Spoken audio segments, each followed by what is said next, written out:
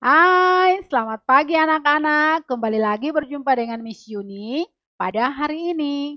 Hari ini kita akan memulai pembelajaran kita, namun sebelum itu kita akan berdoa terlebih dahulu. Oke, dan Miss Yuni yang akan pimpin doa. Miss Yuni harapkan bahwa anak-anak sudah mengambil posisi doa, sikap doa ya. Are you ready to pray, classmate? Let us pray. Bapa dalam kerajaan surga, kami bersyukur Tuhan karena atas pemeliharaan Tuhan kami ada sampai saat ini. Bapa, kami akan memulai pelajaran kami hari ini. Tuhan kiranya menyertai kami dengan hikmat-Mu dari awal pelajaran hingga boleh berakhir dengan baik. Ini doa kami, dalam nama Tuhan Yesus kami berdoa kepada Bapa di surga. Amin. Oke, stand up please. Kita SOP. Mars Genyu.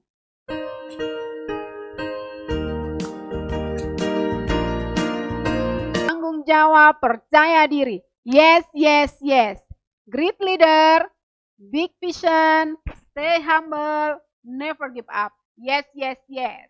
Oke anak-anak, hari ini kita akan belajar masih tentang organ gerak, hewan dan manusia dalam subtema yang kedua yaitu manusia dan lingkungannya. Nah, dalam pembelajaran ini kita akan masuk pada pembelajaran yang ketiga. Nah, adapun tujuan pembelajaran kita hari ini yaitu yang pertama, kita dapat mengidentifikasi potensi alam dan kepadatan penduduk melalui pengamatan peta. Terus yang kedua, yaitu kita dapat membandingkan nilai-nilai yang terkandung pada tiap sila Pancasila. Oke anak-anak, mari kita perhatikan peta Indonesia berikut ini. Nah, tapi sebelum kita perhatikan peta Indonesia, Miss Yuni mau tanyakan dulu, apa itu peta? Ada yang tahu? Oke, mantap. Nah, mari kita perhatikan, ternyata peta itu adalah gambaran secara keseluruhan atau sebagian daripada permukaan bumi. Nah, gambaran tersebut ini melukiskan suatu bidang, baik bidang datar dengan skala tertentu. Nah, gambaran permukaan bumi ini bisa dilukiskan itu yaitu meliputi suatu wilayah yang sempit ataupun wilayah yang luas.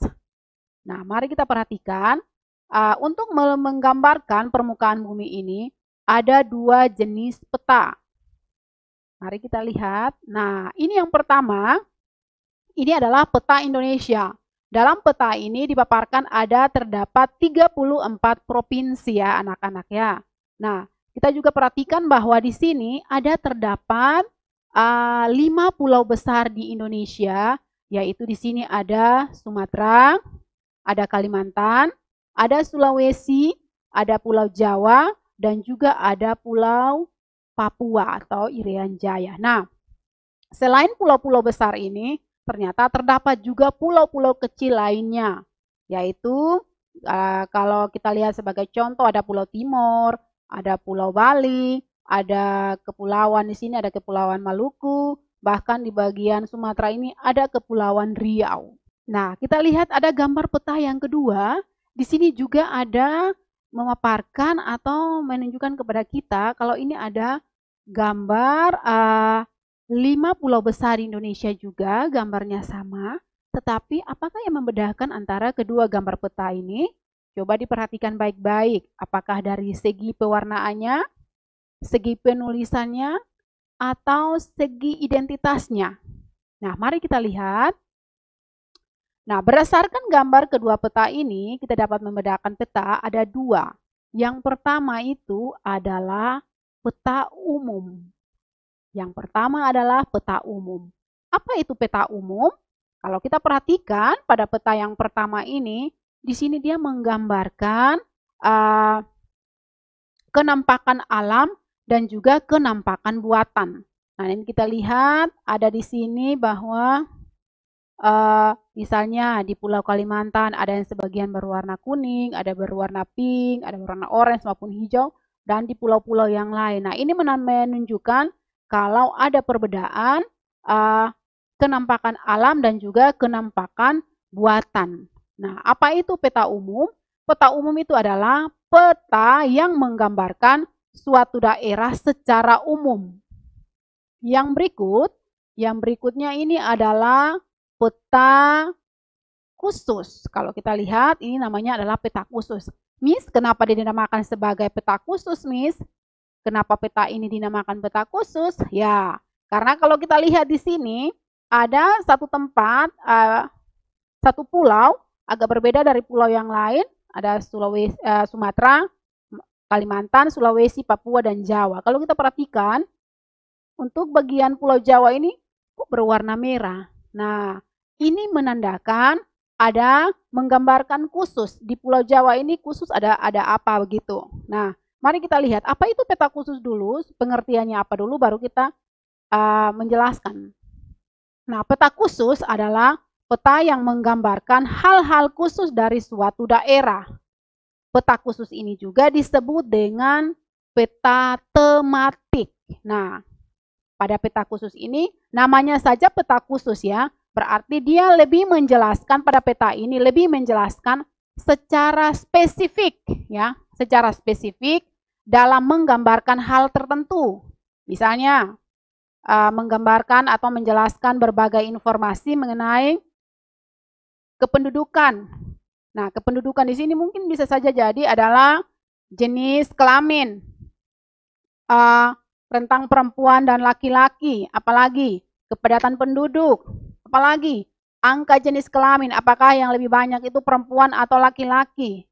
Ada lagi yang lainnya itu sebaran penduduk dan juga kepadatan penduduk agraris. Nah, kalau kita perhatikan untuk peta khusus ini adalah contoh peta khusus ya, yaitu ini peta yang menunjukkan tentang kepadatan penduduk. Nah, di mana kalau kita lihat Pulau Jawa ini diberi warna merah, ini menunjukkan bahwa jumlah penduduk di Pulau Jawa itu lebih padat daripada jumlah penduduk di pulau-pulau lainnya. Nah, ini dia. Ini adalah peta Indonesia, masih kita bahas tentang peta Indonesia. Kalau secara khusus, peta umum ini adalah peta yang menggambarkan suatu daerah secara umum. Contohnya adalah tadi sudah dijelaskan, kenampakan buatan dan kenampakan alam pada daerah tersebut. Dan ini adalah salah satu contoh peta khusus, yaitu menyangkut dengan peta kepadatan penduduk di Indonesia. Apa itu peta khusus? Peta khusus itu adalah peta yang menggambarkan hal-hal khusus dari suatu daerah. Misalnya apa? Kepadatan penduduk, persebaran suku, dan lain-lain. Nah, kita lihat, ini salah satu contoh ya. Kalau menurut anak-anak, ini termasuk dalam peta khusus atau peta umum? Peta persebaran suku bangsa ini termasuk peta khusus atau peta umum? Oke, mantap. Jadi jawabannya adalah peta khusus. Nah, kita lihat peta khusus di sini, dia menjabarkan tentang persebaran suku bangsa di Indonesia. Kita lihat, ini ada Pulau Sumatera. Di Pulau Sumatera ada suku apa-apa saja. Ini ada Minangkabau, ada Batak, ada Nias, ada Aceh. Bahkan sebagiannya ada suku Melayu. Kita lihat lagi di Pulau Jawa, ada suku apa saja? Ada Banten, Betawi, Sunda, ada suku Jawa sendiri, ada Madura. Di Kalimantan ada Melayu dan Dayak. Kalau di Sulawesi, kita lihat ada suku Minahasa, ada Gorontalo, ada Kaili, ada Buton, ada Bugis. Nah, kalau ada suku Bali juga ya, untuk daerah Bali, ada suku Sasak di Nusa Tenggara Barat, ada Makassar masih di Sulawesi. Untuk, kalau kita perhatikan ini adalah Pulau Timor, ini ada salah satu suku yaitu suku Atoni. Terus untuk Kepulauan Ambon, Maluku yaitu ada suku Ambon. Untuk Papua ada Biak, ada suku Dani, ada suku Ekagi dan suku Asmat. Nah, dalam peta ini dia menjabarkan persebaran suku bangsa yang ada di Indonesia.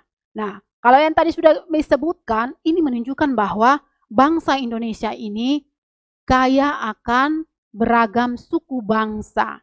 Nah, kita lihat lagi. Jadi bangsa Indonesia ini merupakan bangsa yang besar, memiliki beragam suku bangsa dan budaya yang tersebar dari Sabang sampai dengan Merauke. Oke.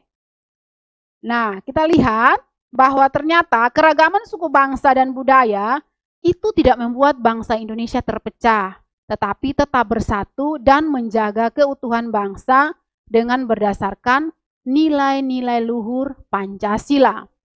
Kenapa demikian?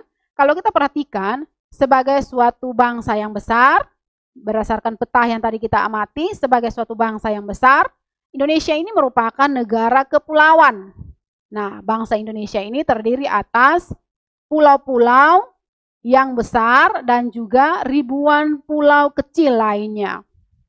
Nah, kekayaan alam juga terbentang ya, tersebar dari Sabang sampai Merauke. Kekayaan alam ini tentunya ini merupakan suatu kebanggaan ya, suatu sumber daya alam yang ada di Indonesia yang patut untuk kita syukuri karena Tuhan yang mengaruniakan kita sumber daya alam yang begitu melimpah. Dan kalau kita lihat lagi dari suku bangsa yang begitu banyak yang tersebar dari Sabang sampai Merauke, cuman Indonesia saja yang punya kekayaan seperti ini ya. Bangsa-bangsa yang lain itu tidak sama seperti bangsa Indonesia. Artinya bahwa bangsa Indonesia mempunyai keunikan tersendiri.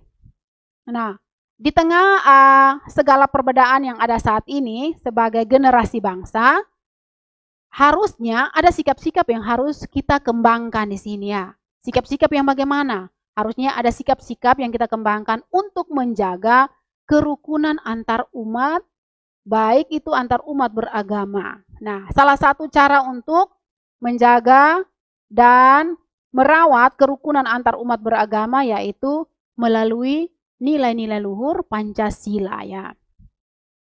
Nah, nilai-nilai luhur tersebut itu biasanya tercermin dalam kehidupan berbangsa dan bernegara masyarakat Indonesia.